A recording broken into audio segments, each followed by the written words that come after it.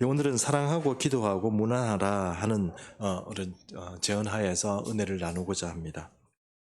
여러분 소망교회의 곽선임 목사님이라고 여러분 잘 아실 겁니다.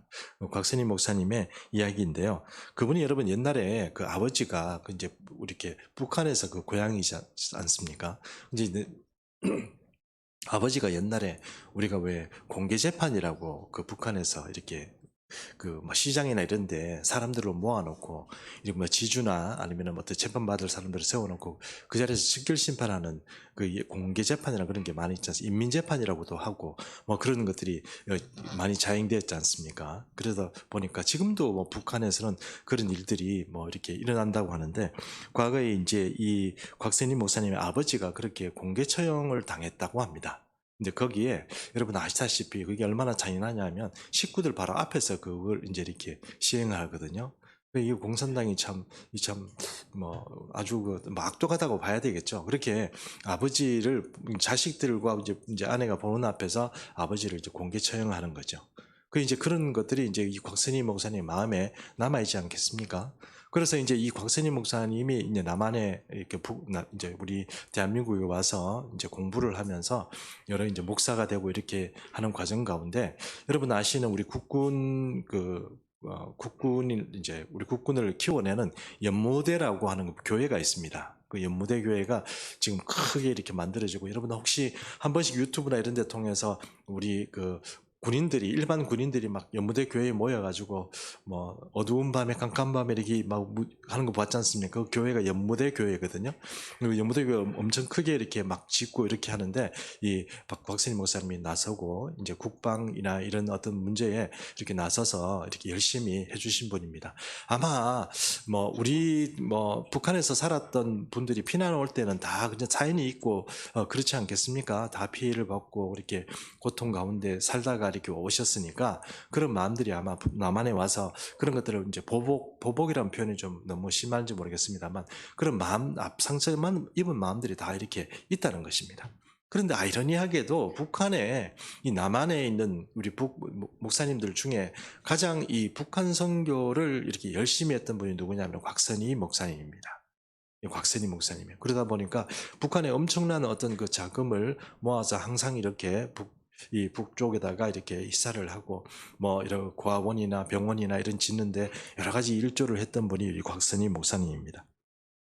근데 그 북한에서도 공개적으로 그분이 이제 왜 이렇게 아버지를 그렇게 공개 처형하는 분인데도 불구하고 이렇게 북한에 잘해주느냐 하는 것을 공개적으로 사람들이 곽선희 목사님을 이 북한 주민들에게 소개할 때 그런 소개를 한대요. 이분 아버지나 그걸 공개 처형을 당하셨는데도 불구하고 이 남한에 있는 이 목사 동무가 이렇게 오셔가지고 우리를 이렇게 돕는다. 뭐 이런 얘기를 한답니다. 그 이제 그 곽선희 목사님이 이제 그런 얘기를 들을 때마다 이제 뭐 여러 가지 생각을 하는데 이런 얘기를 하더라고요. 좀 우리가 좀 의외의 이야기인데 뭐 곽선희 목사님 아버지가 곽선희 목사님한테 평소에 어떤 얘기를 좀 해줬냐면 미친 개 얘기를 해줬대요. 미친 개 이야기. 미친 개 이야기는 어떤 얘기냐면 사람이 미친 개에게 물렸다. 그러면 그 미친 개 잘못이냐 물린 사람 잘못이냐 이렇게 물어봤대요. 그 얘기를 이제 목사님 아버님이 평소에 그 곽선희 목사님에게 그런 얘기를 자주 했다는 겁니다. 여러분 누구 잘못입니까? 어쨌든 개가 나를 물었으니까 개를 때려잡든지 해야 되잖아요. 그렇지 않습니까? 우리 일반적으로 단순히 생각하면 그렇습니다. 그렇게 만약에 그런 미친 개를 이렇게 풀어놓은 그 주인이 있다면 그 주인이라도 어떤 책임을 물어야 되지 않겠나 이렇게 생각하지만 곽선희 목사님의 아버지는 곽선희 목사님에게 자주 그렇게 얘기했대요. 미친 개에게 물린 그 사람이 잘못이다는 거예요. 미친 개 있으면 가만히 놔두고 어떻게 좀 이렇게 워워해서 그렇게 해야지 꼭 물리도록 그렇게 해야 되겠냐 하는 것이 이제 곽선희 목사님이 곽선희 목사님에게 얘기해준 아버님이 얘기해준 이야기랍니다. 평소에 그것이 별로 그렇게 특별한 어떤 느낌이 없이 살았는데 지나고 나니까 여러분 미친 개 같은 그런 이 정권에 거기에 반응해서 내가 물렸다고 이걸 뭐 복수한다고 이래서 할 일이 아니고 그 북한에 있는 그런 주민들을 생각하면서 예수 믿는 사람으로서 자기가 그렇게 막 이렇게 활동을 하다 보니까 아버지가 나에게 해주신 이야기들, 그런 것들이 항상 제 마음에 많이 남더라 하는 것이 곽선희 목사님의 이야기입니다. 여러분 어떻습니까? 정말 우리가 살다 보면 정말 이 얼토당토 않고 우리가 예상하지 못하게 진짜 원수 같은 존재들을 만나는 경우가 있습니다. 이게 정말 미친 개처럼, 그렇게 정말 어떻게 사람이 저런가 하는 그런 어떤 좀 이렇게 우리가 합리적이를 이렇게 이해하기 힘든 그런 사람들을 만나기도 하고요. 세상을 살다 보면 정말 좀 정말 원수 같은 사람들이 그렇게 우리 삶에 이렇게 등장을 하는 것이죠. 그래서 그런 삶을 등장할 때 우리가 오늘은 그런 사람들을 어떻게 예수 믿는 사람으로서, 또 특별히 예수 믿는 충성교회 사람으로서, 천국 길을 함께 가는 이 공동체의 사람으로서 우리가 어떤 생각을 하고 이 일에 대처해야 될 건가 하는 것들을 오늘 한번 생각해 보도록 하겠습니다. 사람들이, 요즘 사람들이 특별히 시대가 좀 그렇다, 좀 각박해지다 보니까 이 사소한 복수심에 사로잡힌 사람들이 많습니다. 사소한 사소한 복수심, 소심한 복수심, 이런 것들이 있잖아요. 뭔가 조그만하게 이제 내가 조금 이렇게 피해를 당하고 이러면 그걸 어떻게든 조금 이렇게 좀 이렇게 갚아주고 싶은 그런 소심한 복수심, 그런 것들이 많이 생긴다는 거예요. 부부간에도 그런 거 좀 많이 있는 것 같아요. 그래서 부부간에도 이렇게 뭐 나한테 조금 말 못되게 하고 나면 그걸 반드시 내가 갚아줘야 속이 시원하지. 그걸 안 갚아주고는 밤에 잠 못 자죠. 남편이 나한테 이렇게 얘기했다고, 어떻게 내가 이렇게 했는데 어떻게 나한테 이런 말을 할 수 있단 말이냐, 뭐 이런 생각도 들고요. 자식하고 부모 간에도 그런 문제들이 좀 있는 것 같아요.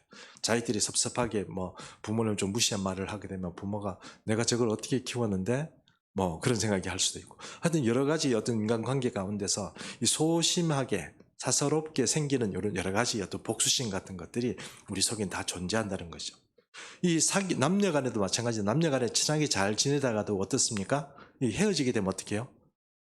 그냥 복수해야 되는 거죠. 뭐, 내 사준 거 팬티까지 다 내놔라. 뭐 이러는 거 아닙니까? 뭐 다 내놔라. 내가 준 거 다 내놔라. 뭐 이렇게 되는 거잖아요. 그래가지고 너 이거 뭐 벗어라. 이러고 막 잠바 그거 내가 언제 사준 건데 벗어라. 뭐 이런, 그런 식으로 이제 사소하게 이제 서로 다 복수를 하게 되고 이러는 겁니다. 그런데 이런 사소하게 하는 건 사실 인간적이잖아요. 서로 뭐 살다 보면 티격태격 할 수도 있고 그런 건데, 이게 복수심에 사로잡히게 되면 어떻게 될까요? 사실 우리가 마음이 참 이게 하나님의 은혜 가운데서 잘 다스려지지 않으면 우리도 모르게 같이 옆에 있고 나에게 참 고마운 존재임에도 불구하고 우리는 이 사소한 소심한 복수를 넘어서 복수심에 사로잡혀서 복수의 어떤 그런 굴레를 씌우는 그런 일들에 우리가 많이 이렇게 또 하게 된다는 겁니다. 그래서 여러분 요즘 뭐 미디어에 가끔씩 보는 거 보면 사귀다가 조금 이제 섭섭하게 되었다고 헤어지자고 그랬다고 뭐 그 배우 그 상대편도 뭐 이렇게 해치고 뭐 그걸 지나가지고 그 가족까지 아주 뭐 그냥 다 죽이고 뭐 그런 일들도 요즘 일어나는 거 아닙니까? 그런 것들 생각해 보면 참 이 복수심에 사로잡힌다는 것이 얼마나 무서운 일인가 하는 것들을 한번 생각해 보게 됩니다. 그렇다면 여러분, 복수심, 우리가 원수라는 것이 정의가 무엇입니까?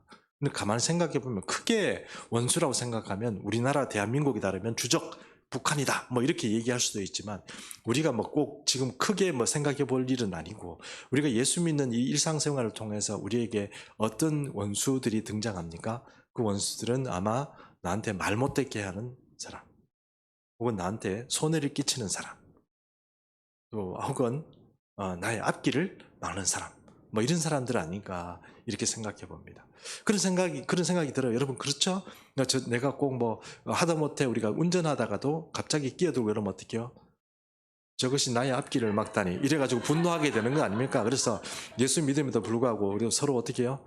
뭐 입에서 차 안에서 뭐 보이지 않아서 그렇지 막 하다 보면 아이고 우리가 왜 이러지 이렇게 하는 경우도 많이 생기지 않습니까? 우리가 이제 살다 보면 이제 그런 일들이 많이 생긴다는 것입니다. 원수들은 우리가 생각하지 않은 가운데 우리가 늘 저 원수 이렇게 미워하는 사람도 있지만 생각지도 않은 그런 사소한 일에 원수로 돌변하는 그런 이 적들이 많이 생긴다는 거예요. 예수 믿는 사람이 예수 믿는 사람에도 불구하고 원수들이 자꾸 등장하는 이유는 그것이 충동질을 하는 존재가 있습니다. 우리 자체를 그러니까 소심하게 복수하는 정도가 아니고 이 복수를 해야 되겠다는 생각을 끊임없이 만들어내고 이어주고 연결시켜주는 그런 존재가 있습니다. 누구냐면 바로 마귀라는 거죠. 그 마귀에게 우리가 잘못 이렇게 휘감기다 보면 그 복수를 하고 싶다는 그런 마음보다 훨씬 더 많은 것을 갚아주고 싶은 마음들이 우리 가운데 있습니다. 한 대 맞으면 최소한 2대는 때려야 우리 마음이 어떻습니까? 편합니다. 그걸 요즘 말로 전문 용어로 말하면요, 사이다 복수 이렇게 얘기합니다. 사이다 복수. 사이다 복수 뭔지 아시죠? 그래 시원하다는. 이게 시원해져야 이 복수가 되는 거지. 안 시원하면 어떻게 해요? 한 대 맞고 한 대 맞으면 분노이 안 풀립니다. 그러니까 이런 사이다 복수를 해야 되는데 이 사이다 복수가 우리가 살다 보면 이제 하고 싶은 일들이 많이 생기는데 그게 바로 사실은 우리 마음에 있는 죄성이거든요. 그런데 어쨌든 우리는 예수 믿는 사람이잖아요. 그래서 우리는 네 원수를 네 손으로 갚지 말고 주님께 맡겨란 말이 있잖아요. 그래서 여러분, 우리가 이 원수된 일들, 원수가 생기면 그것을 가지고 주님 앞에 갑니다. 주님 앞에 가서 주님, 제가 날 때렸어요. 혹은 주님이 저 인간이 나를 내 앞길을 방해했어요. 이렇게 주님한테 구합니다. 일러주는 거죠. 일러주면 주님께서 어떻게 해야 됩니까? 갚아주셔야 되잖아요. 주님께 갚아주셔야 되잖아요. 우리가 예수 믿고 우리 하나님은 우리 아버지시라는데 아버지가 내 편을 들어줘야 되지 않습니까? 여러분, 집에서 기르는 강아지도요, 밖에 나가서는 힘을 못 쓰지만 자기 집 앞에서는 어떻게 됩니까? 주인 믿고 짖는 거 아닙니까? 완전히 큰 개가 와더라도 막 짖는 거죠. 왜요? 주인이 있으니까. 우리가 예수 믿는 사람은 다 연약하게 이 세상을 살아가지만, 이 세상 살아가면서 약하고 힘들게 살아가지만, 그래도 어떻게 해요? 우리에게 누가 있습니까? 주님이 계시잖아요. 그래서 주님 앞에 가서 막 얘기하는 거죠. 근데 이게 참 섭섭한 거죠. 오늘 말씀 읽어보니까 섭섭한 거죠. 왜냐하면 주님이 그래 나한테 말해라 내가 다 해결해 줄게 이렇게 돼야 되는데, 말씀을 읽어보니 어때요? 그게 아닌 것 같아요. 뭔가 이렇게 뉘앙스가 주님이 안 갚아주실 것 같고, 우리가 말하는 흔히 말하는 이 사이다 복수를 주님이 안 해주실 것 같은 느낌이 드는 거죠. 성경 본문을 한번 보면서 왜 그렇게 되는지 한번 보도록 하겠습니다. 마태복음 5장 45절 하반절 한번 보도록 하겠습니다. 네, 하반절입니다.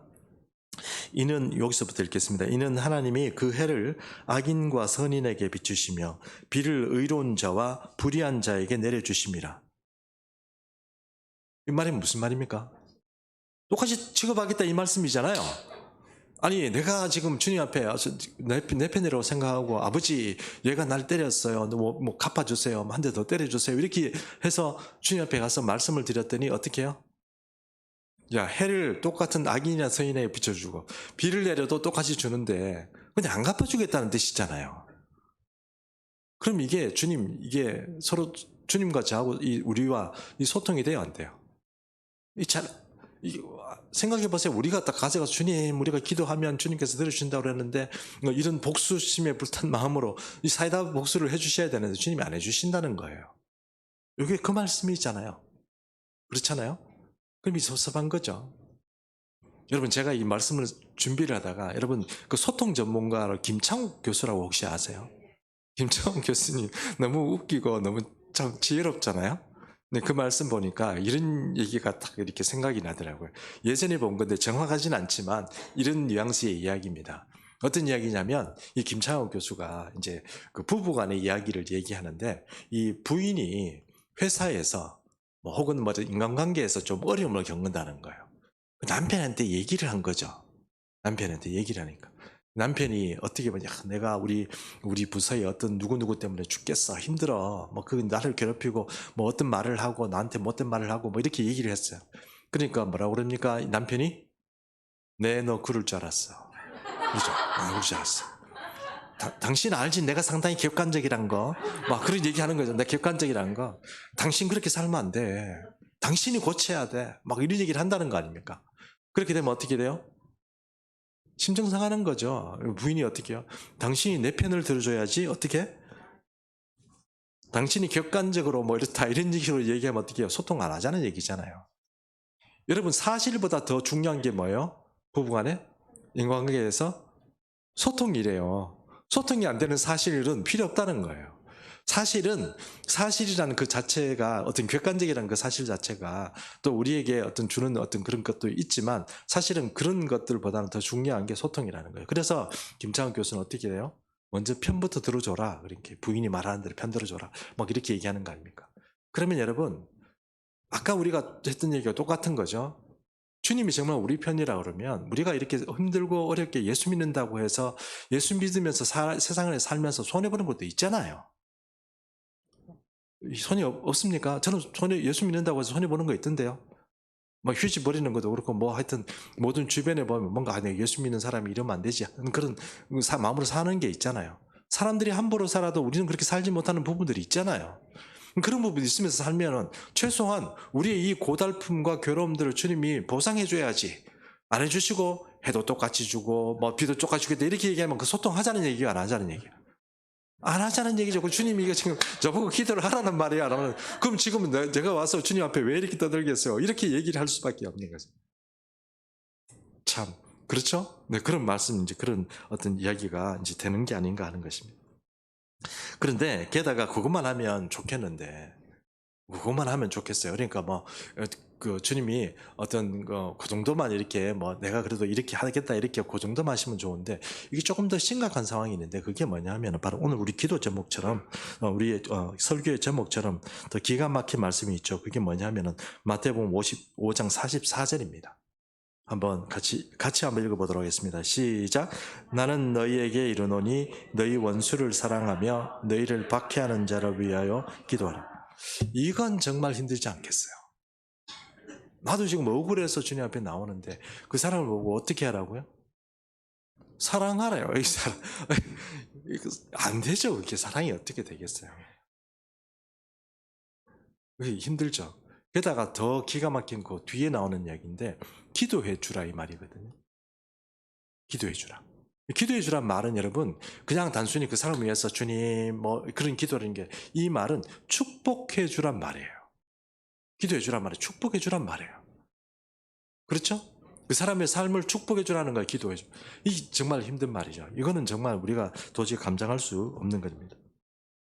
예수를 믿으면 하나님이 우리 편이 되어 주시고 우리 아버지가 되어 주시는데 어떻게 하나님이 오히려 우리 보고 원수를 사랑하며 박해하고 원수를 사랑하며 박해하는 자를 위해서 기도해 주라고 할 수 있단 말입니까? 하는 그런 의문이 생긴다는 것입니다. 그래서 우리는 이건 인간적인 어떤 차원을 벗어난 이야기고 또 뭐 우리가 정말 할 수 있으면 그렇게 하면 좋겠지만 뭐 안 되는 거 할 수 없다. 우리가 다 인간이니까 주님이 이해하시겠지 하는 그런 마음으로 우리가 산다 하는 것입니다. 정말 주님이 우리 편이라면 이러시면 안 되고 또 우리가 세상 살면서 겪게 되는 여러 가지 믿는 사람이라고 하면 이렇게 그런 어떤 안타까운 사연들을 가지고 주님 앞에 오는데 주님 그런 걸 좀 알아주셔야 되는데 그런 걸 안 알아주고 이게 너무 엄한 말씀이다 하는 것입니다. 그러나 주님은 오늘의 이런 어떤 우리의 마음과 상관없이 성경에서 분명히 이렇게 말합니다. 55장 45절 전반절 다시 한번 제가 읽어보겠습니다. 뭐라고 말씀하십니까? 이같이 한즉 하늘에 계신 너희 아버지의 아들이 되리니 이랬습니다. 이렇게 안 하면 어떻게 해요? 너희는 내 아들이 아니라는 거예요.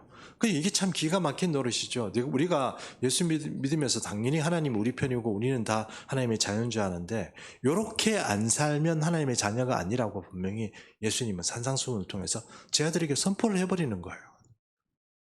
그러면 우리가 이 마음이 어렵죠. 그럼 이게 왜 주님께서 우리에게 그렇게 하시는가 하는 더 깊은 사연들이 사실은 이 성경의 말씀을 통하여서 주님이 우리를 보시는 혹은 우리가 진짜 우리 자신을 보지 못하는 그런 모습들을 이 성경을 통해서 우리가 우리 자신을 알아봐야 된다는 거예요.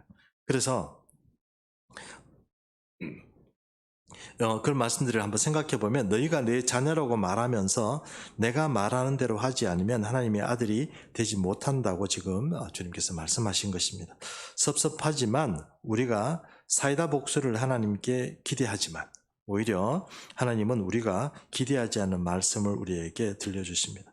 비슷한 말씀이 히브리서에도 하나 나오는데요. 히브리서 12장 14절 말씀을 제가 한번 읽어드리겠습니다. 모든 사람과 더불어 화평함과 거룩함을 따르라. 이것이 없이는 아무도 주를 보지 못하리라. 이렇게 됐습니다. 그냥 너희가 뒤틀린 대로 이 서로 이렇게 반목하는 그 상태대로 그대로 살면 어떻게 해요? 주를 보지 못하리라 이러는 거예요. 주를 보지 못하리라. 구원 얻지 못한다는 그런 어떤 심한 말로 이렇게 할 수 있다는 겁니다. 이 히브리서의 말씀은 어떤 분들은 이 사람이 누가 지은지 모른다고 얘기했는데 확실히 유대인들은 히브리서의 저자를 누군지 압니다. 사도 바울이라고 얘기를 해요. 결국은 사도 바울이 얘기합니다. 사도 바울은 여러분 아시다시피 로마서나 이런 말씀을 통해서 항상 믿음의 중요성을 강조했던 분이에요. 그런데 오늘 이 말씀은 어떻습니까? 이대로 살지 못하면 믿음이고 뭐고 다 필요 없이 뭐라고요? 주를 보지 못하리라 하는 말이에요. 예수 믿는 사람으로서, 천국의 백성으로서 화평을 추구하고 이 뒤틀린 어떤 반목하는 그런 인공관계에서 스스로 이것을 해결해내려고 노력하는 사람이 아니라면 주를 보지 못하리라 하는 말이 히브리서의 말씀이에요. 사실은 주님께서 산상수훈의 말씀을 통해서 우리에게 말씀한 5장 43절의 말씀부터 58절의 말씀까지과 비슷한 맥락을 가진 말씀이 바로 이 말씀이라 할 수 있는 것입니다. 자, 그러면 이제 우리 아까 말씀드린 것처럼 왜 주님께서 이런 말씀을 우리에게 하시는 것일까요? 로마서 말씀을 통해서 한번 그 원인을 찾아보겠는데요. 로마서 5장 6절에서 8절 말씀입니다. 로마서 5장 6절에서 8절 말씀입니다. 5장 6절 말씀 우리 교독하도록 하겠습니다. 5장 6절 말씀 읽습니다.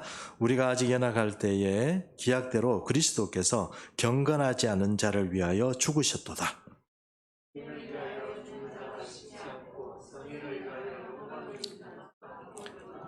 예, 이 말씀 중요하니까 함께 읽습니다. 우리가 아직 죄인 되었을 때 그리스도께서 우리를 위하여 죽으심으로 하나님께서 우리에게 대한 자신의 사랑을 확증하셨느니라. 자, 여러분, 원인이 여기에 있습니다.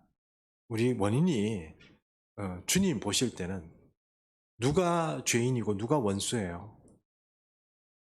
사실은 우리가 지금 우리는 생각에 저 사람이 원수인 것 같지만 사실은 주님이 보실 때는 어떻게 해요? 우리도 죄인이었던 거예요.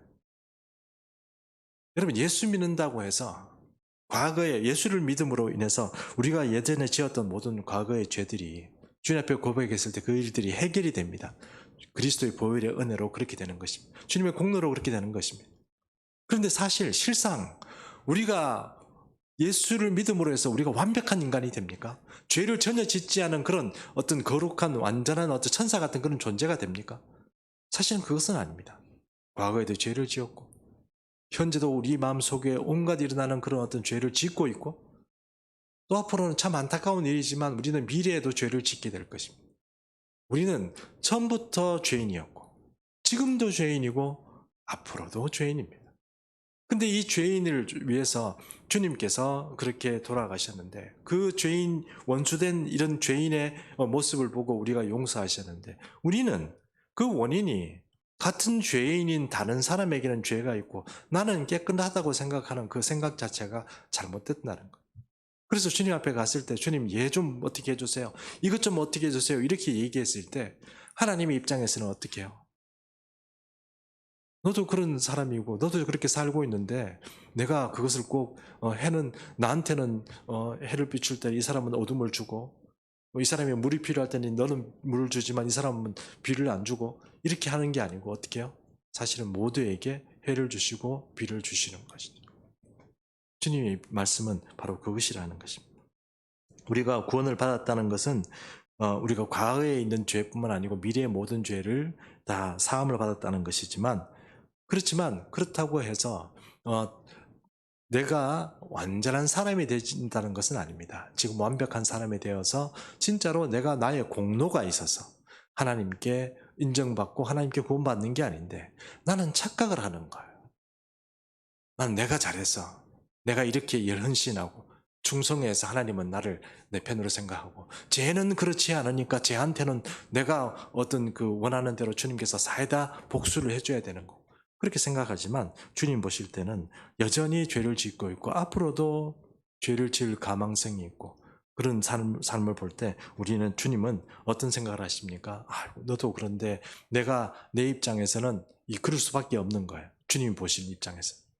여러분 잘 아시는 사도행전의 말씀을 한번 보도록 하겠습니다. 사도행전 7장 58절에서 60절 말씀인데 이 말씀도 3절 말씀이니까요. 한번 같이 보도록 하겠습니다. 58절 제가 있습니다. 사도행전 7장 58절입니다. 성 밖으로 내치고 돌로 칠세 증인들이 옷을 벗어 사울이라 하는 청년 발 앞에 두니라.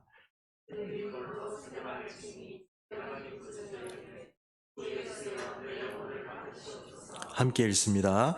무릎을 꿇고 크게 불러 이르되 주여 이 죄를 그들에게 돌리지 마옵소서. 이 말을 하고 자니라. 위대한 순교자 스데반이 죽을 때 여러분 사람들이 돌로 쳤습니다.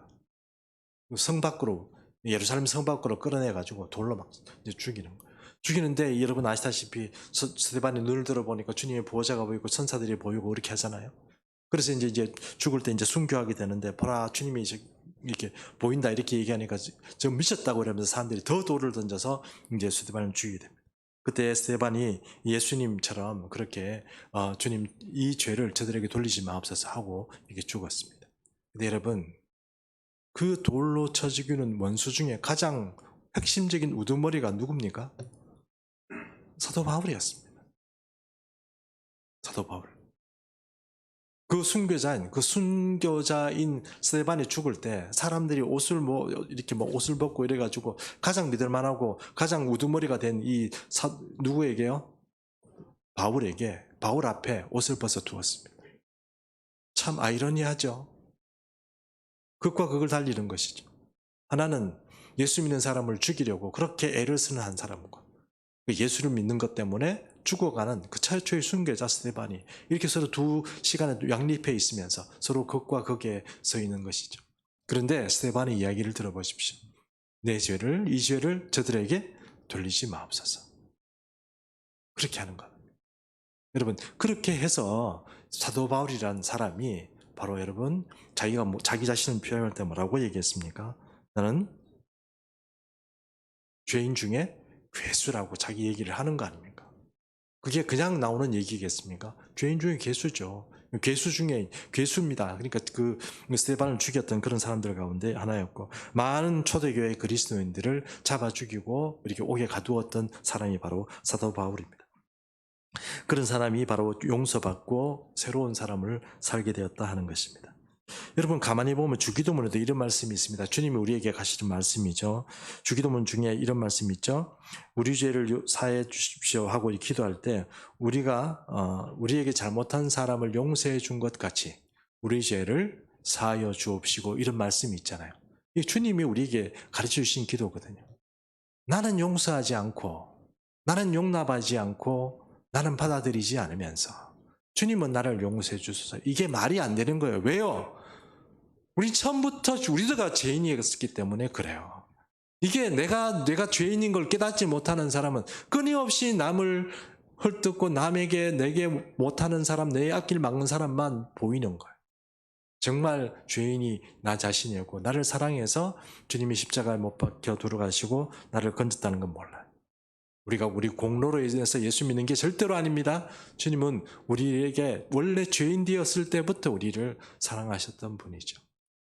그게 그 은혜가 없는데 자꾸 우리 속에 사람 남겨놓고 그 때문에 잠을 못 자고 저 어떻게 내가 이 복수를 해야 되겠다는 그런 마음에 사로잡혀서 산다 그러면 그 여러분 그리스도의 사람이 아니라고 말하죠. 사도신 주 기도문을 우리가 외워서 입으로 고백할지 모르지만 진짜 기도는 안 한 것이죠. 왜요? 우리에게 잘못한 사람을 용서해 준 것 같이 주님 우리의 죄를 용서해 주십시오. 이렇게 돼야 이게 정상적인 어떤 죄의 용서가 되기 때문입니다. 주님께서도 우리에게 그렇게 하셨는데 이사야 53장 말씀을 한번 보도록 하겠습니다. 이사야 53장은 준비 안 돼 있죠? 네, 그러면 이사야 53장에 저런 말씀입니다. 제가 그냥 읽어드리겠습니다. 이사야 53장 중에 53장 8절에 이런 말씀이 있습니다. 그는 곤욕과 신문을 당하고 끌려갔으나 그 세대 중에 누가 생각하기를 그가 살아있는 자들의 땅에서 끊어짐은 마땅히 형벌받을 내 백성의 허물 때문이라 하였으리요. 아무도 그렇게 생각했습니다. 주님이 십자가 못 박혀 들어온 것은 나는 이제 의로워지고 나는 율법 지키고 나는 이렇게 살면 나는 괜찮다고 생각하는 거예요. 현대 그리스도인 중에 그런 사람이 많아요. 참 기가 막힐 노릇인데 이게 나는 의인이 된다고 착각하는 거예요. 나는 예수 믿고 구원받았으니까 나는 의인이고 너는 구원 못 받았으니까 너는 나쁜 놈이다. 이렇게 생각하는 거예요. 이게 그게 아니라는 거예요. 마땅히 형벌받을 그 허물을 주님이 감당해 주신 거예요. 그리고 12절 말씀에 보니까 이런 말씀이 더 나옵니다. 그러므로 내가 그에게 존귀한 자와 함께 몫을 받게 하며 강한 자와 함께 탈취한 것을 나누게 하리니 이는 그가 자기 영혼을 버려 사망에 이르게 하며 범죄자 중에 하나로 헤아림을 받았음이니라. 그러나 그가 많은 사람의 죄를 담당하며 범죄자를 위하여 기도하였느니라. 여기 기도하였다는 말이 무슨 뜻입니까? 축복했다는 뜻이라고 제가 말씀드렸죠. 그를 살리기 위해서 기도했다는 겁니다. 스데반, 예수님을 따라서 스데반도 저들에게 죄를 묻지 말라고 그렇게 했던 것처럼 스데반도 그렇게 했다는 것입니다. 그러면 여러분, 우리는 죄인의 굴레를 벗어야 합니다. 그 죄인의 굴레를 벗는 방법은 내게 못하는 사람, 내게 좀 이렇게 심각하게 이렇게 나의 앞길을 막는 사람을 미워하고 그들이 원수를 갚아달고 그것 때문에 내가 잠 못 이루고 내 마음에 폭풍 같은 그런 이 소용돌이를 치는 그런 삶을 살 것이 아니고 그 굴레를 벗어 던져버려야 합니다.